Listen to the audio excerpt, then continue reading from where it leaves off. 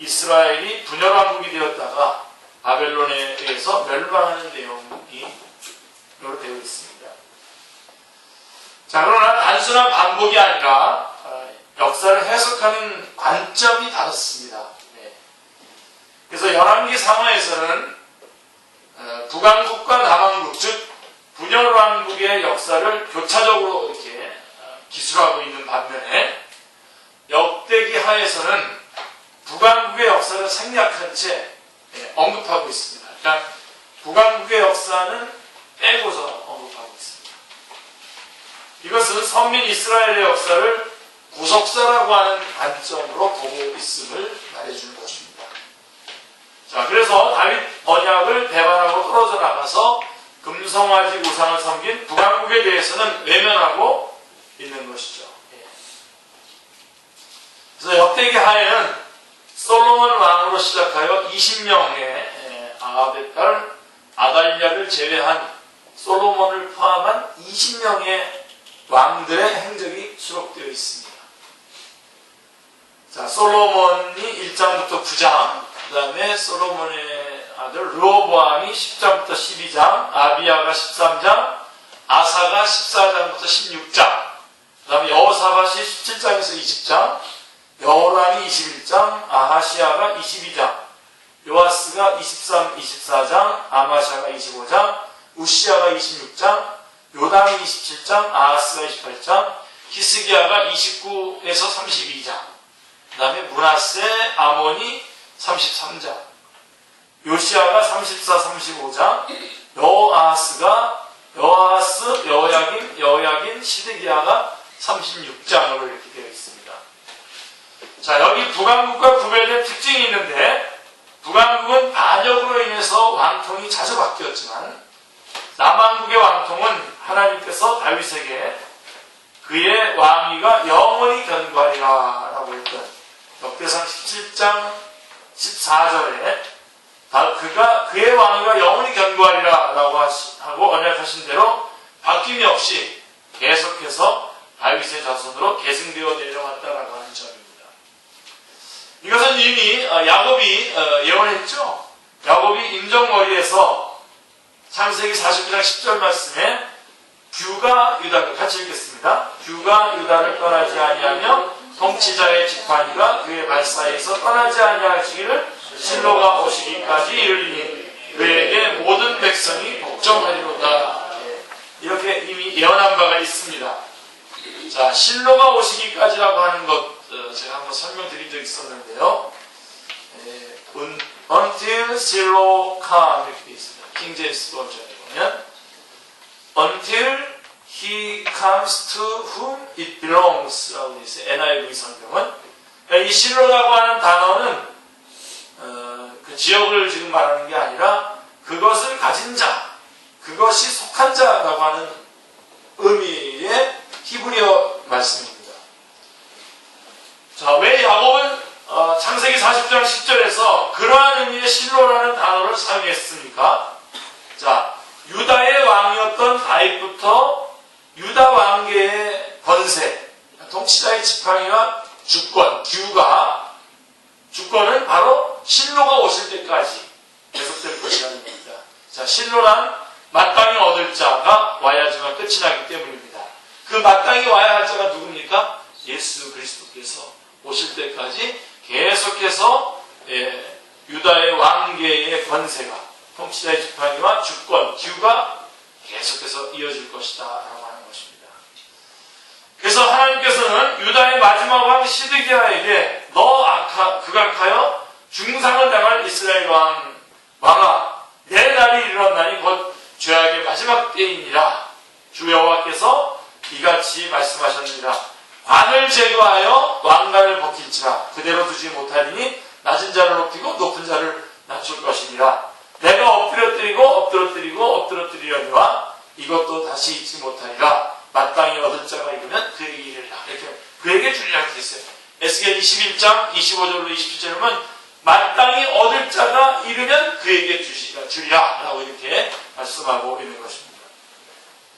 자, 이것은 주 하나님께서 그 조상 다윗의 왕위를 그에게 주시리니 영원히 야곱의 집을 왕으로 다스릴 것이며 그 나라가 무궁하리라 라고 하신 바로 누가복음 1장 32절 33절에서 성취된 예수 그리스도를 가리키고 있는 것입니다. 아멘이죠. 다윗 이후로 많은 왕들이 유다의 왕이 되었지만 바로 약속된 영원한 왕은 단 한 명이었습니다. 누굽니까? 바로 예수 그리스도이십니다. 그런데 이들 왕들은 왕이 오를 때마다 여호와의 보시기에라고 하는 잣대로 평가를 받고 있습니다.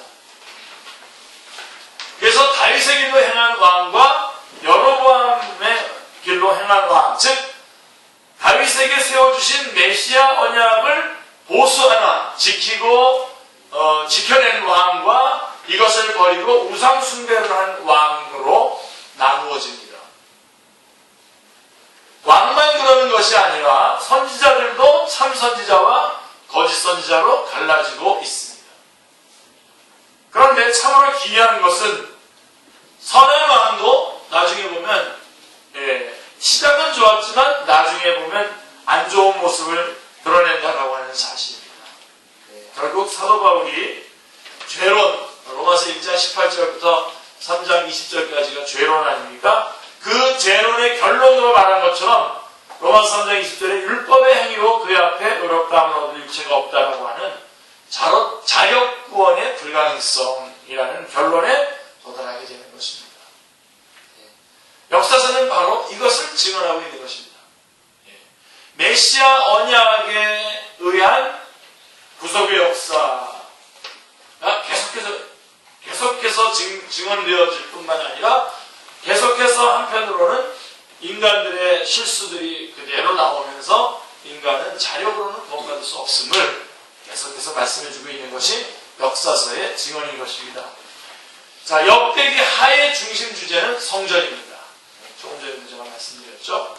자, 역대기 상에서 다윗이 성전을 건축할 자재와 터와 시간을 그 설계도를 준비하였다가 솔로몬에게 위임하는 것을 보았습니다.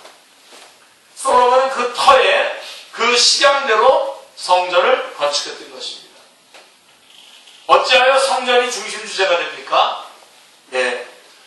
성전 낙헌식 때 솔로몬이 드렸던 기도를 통해서 우리는 엿볼 수 있는데요. 그게 바로 저희가 아까 읽었었던 6장 20절로 21절인데요. 다시 한번 같이 읽어볼까요?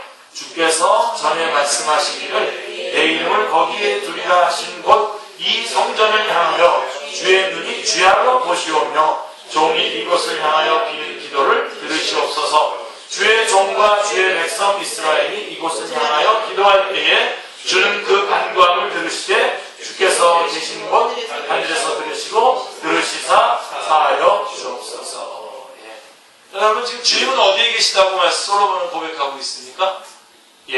이 성전에 있다고 말씀하고 있지 않죠? 주께서 계신 곳 하늘에서 들으시고 들으시사 사하여 주옵소서 라고 이렇게 말씀하고 있습니다. 그래서 솔로몬은 하나님이 자신이 건축한 성전이라고 하는 건물에 계시다고 말하고 있지 않습니다.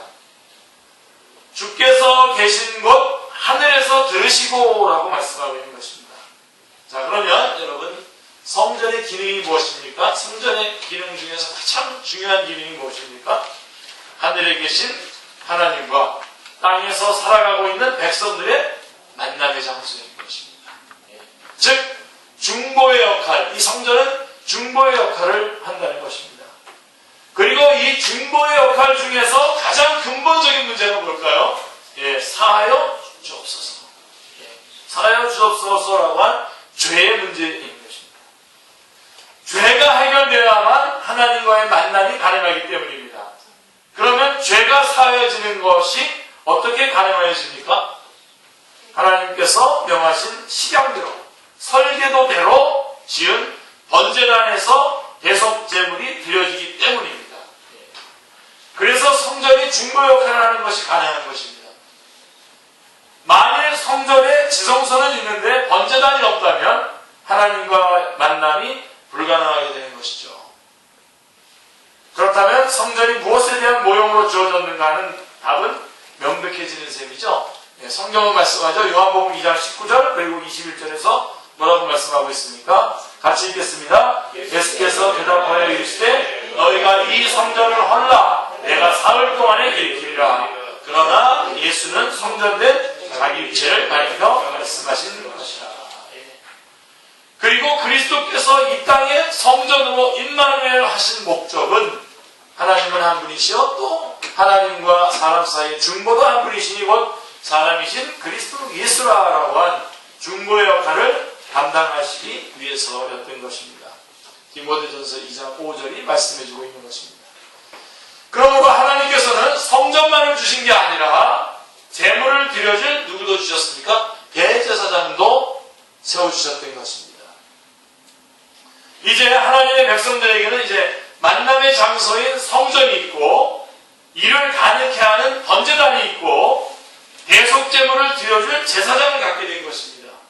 이게 지금 역대서에서 말씀해준 그러므로 이 역대기하는 열왕기서와는 달리 죄와 허물을 덮어주고 있는 것을 보게 됩니다. 역대기상에서 다윗의 허물을 덮어준 기자는 역대기 하에서는 타락했던 솔로몬의 허물을 덮어준 채 일체 언급을 하고 있지 않습니다. 언급을 하지 않아요. 또 열왕기서에서는 극악한 왕으로 묘사되고 있는 므낫세 왕까지도 그가 회개하고 돌아와서 그의 조상들의 하나님 앞에 크게 겸손하여 기도하는 모습을 그려내서 보여주고 있는 것입니다.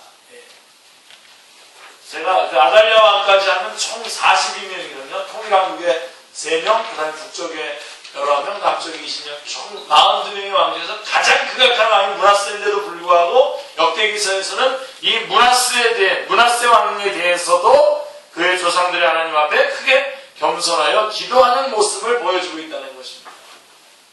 이처럼 사함받을 수 있는 것은 번제단에서 드려지는 대속제물로 말미암아 가능하여지는 것입니다. 그리고 이 번제단은 그리스도께서 대속제물이 되어주실 것에 대한 예표였던 것입니다. 그런데 문제는 역대 왕들이 이를 배반하고 성전을 회파하고 우상을 세우고 숭배하는 폐역을 범하고 있다는 점입니다. 사실은 왕을 달라고 해서 신정 왕국을 통해서 왕을 통해서 하나님이 왕이시고 하나님의 나라를 이루어가는 모습들을 드러내려고 했는데 그 왕들이 오히려 문제를 지금 일으키고 있는 것을 보게 됩니다. 자, 이거는 바로 이것은 하나님께서 이루시고자 하는 그 구원 계획을 대적하는 일입니다. 그러면 하나님은 어떻게 대처해 주셨습니까? 참으로 하나님은 신실하시고 긍휼이 풍성하신 분이십니다. 할렐루야. 왜냐하면 악한 왕이 성전을 헐고 더럽히면 그 다음에 선한 왕을 일으키셔서 다시 세우고 성결케 해주셨기 때문입니다. 그래서 그래도 악한 왕으로 분리되는 사람들이 몇 명 있습니다. 선한 왕으로 분리되는 사람들이 몇 명 있습니다. 근데 이제 나중에 보면 그 선한 왕으로 분리됐던 사람도 나중에는 여전히 실패하는 모습을 드러내주는 것을 보게 되죠. 자, 그러니까 하나님께서 허락하신 성전이 헐리는 자, 헐려고 하는 자와 세우려고 하는 자의 격전장이 되고 말았다는 것입니다.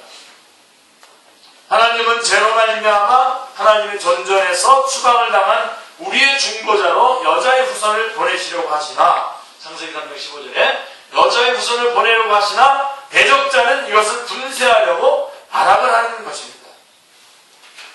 그 절정이 그리스도를 십자가에 못 박아 죽인 사건인 것입니다. 그러니까 저들은 성전을 헐어버린 것이죠. 그리고 승리한 줄 알았죠.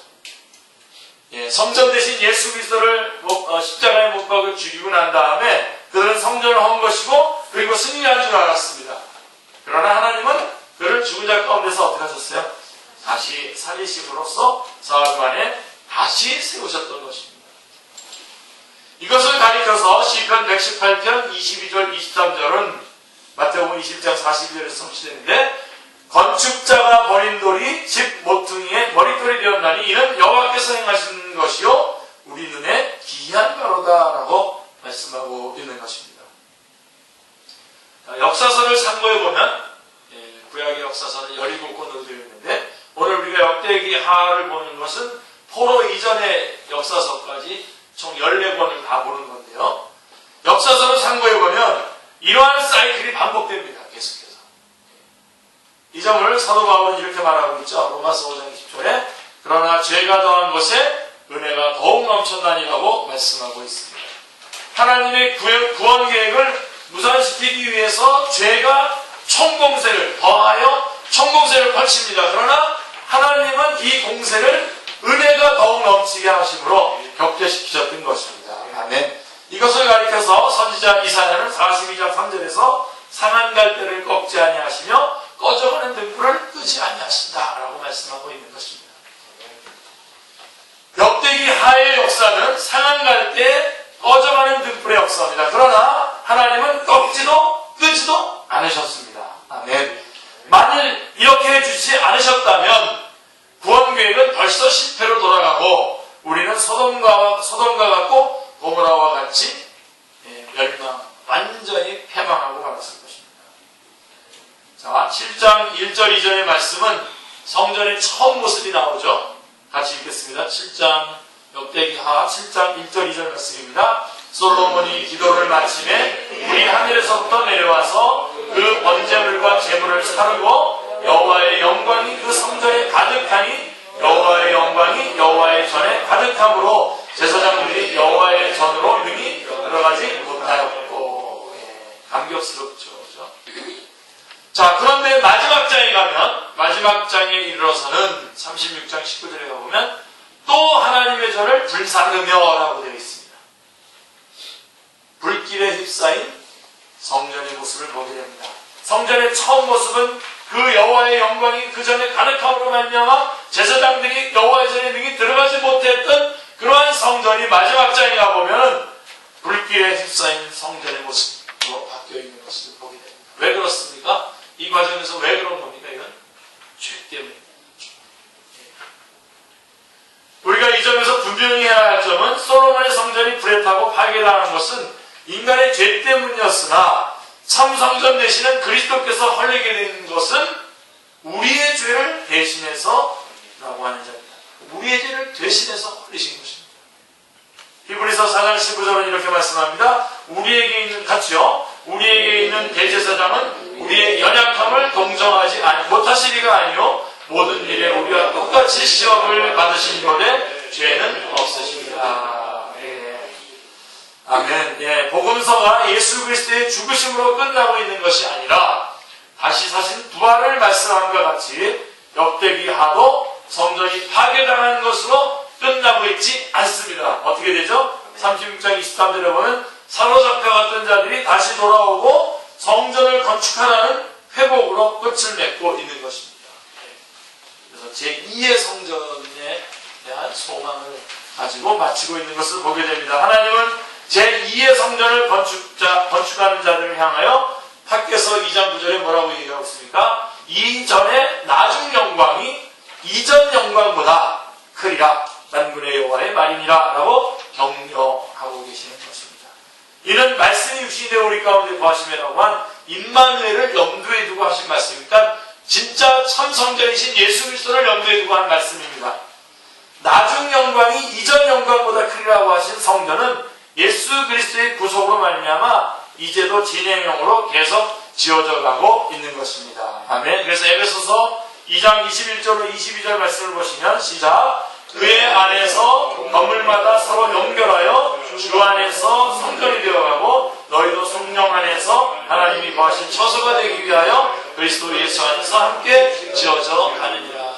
네, 분명히 말씀해주고 있습니다. 이 성전은 주님께서 재림하시는 날에 완성될 것입니다. 요한계시록 21장 6절 앞부분을 보면 또 내게 말씀하시되 이루었도다. 나는 알파와 오메가요 처음과 마지막이다. 자, 역대기서의 1차 독자.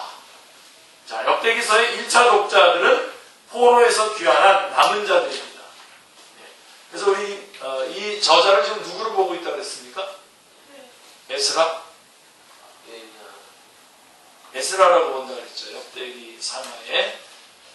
근데 그 1차 독자들이 누구냐? 포로에서 귀환한 남은 자들입니다. 자, 이들에게 역대기하는 예루살렘이 멸망을 당하고 성전이 불에 타고 백성들이 포로로 사로잡히게 된 원인이 어디에 있는가를 똑똑히 보여주고 있는 것입니다. 메시아 언약을 배반하고 우상을 숭배했기 때문이죠. 그래서 그것을 분명하게 보여주고 있는 거예요. 자, 그럼에도 불구하고 하나님은 다시 돌아오게 해주셨고 성전을 다시 건축하게 해주셨습니다. 즉 아까 로마서에서 말씀드렸던 것처럼 죄가 더하는 것에 어떻게 했습니까? 은혜가 더욱 넘치게 해주셨음을 말씀해주고 있습니다. 그리하여 하나님의 언약은 폐하해진 것이 아니라 하나님은 이제도 자신들과 함께 계시고 언약하신 바를 기어코 성취하신다고 격려하고 있는 것입니다. 그러면 역대기서가 신약의 성도들에게 적용되는 바가 무엇입니까? 자, 이제 마무리해야 되겠죠? 첫째는 율법의 행위로 그의 앞에 의롭다함을 얻을 육체가 없다라고 하는 인간의 자력구원의 불가능성입니다. 여러분 이거 자주자주 고백하시고요. 자주자주 확인하셔야 됩니다. 우리 인간이 자꾸만 그냥 고개를 쳐들고 마치 우리 인간의 힘으로 뭔가를 이룰 수 있고 구원도 이룬 것처럼 자꾸만 올라오거든요. 그러니까 제가 아주 그냥 아주 그냥 여러분의 아주 귀에 아예 딱지가 붙도록 그냥 계속해서 말씀하겠습니다. 자, 왜 그런 거라고요? 자, 역대기서가 신약 성도들에게 적용되는 바가 뭐냐? 결국은 인간의 자력 구원의 불가능성이고 또 하나는 두 번째로는 유일하신 중보자인 그리스도를 만나야만 한다는 것입니다. 이게 역대기서가 우리에게 말해주는 아주 중요한 역대기하의 중요한 메시지인 겁니다. 그 다음에 세 번째로는 메시아 언약, 즉 복음 진리를 보수하며 증거해야 한다고 하는 점입니다. 그러니까 우리는 역대기하를 통해서도 예수님을 만나야 되고 역대기하를 통해서도 복음을 전할 수 있어야 됩니다. 결론은 고린도전서 10장 11절에서 그들에게 일어난 이런 일은 본보기가 되고 또한 말세를 만난 우리를 깨우치기 위하여 기록해 하셨다는 것입니다. 그래서 우리는 역대기하를 통해서 하나님을 더욱 경외하며 그에 합당한 삶을 살아가게 되시기를 기도합니다. 이번 주간에 여러분들이 역대기하를 한번 쭉 읽으시면서 오늘 말씀을 가지고 정리를 잘 해두시기 바랍니다. 다음 주에는 저희가 우리 원성교사님이 오셔서 같이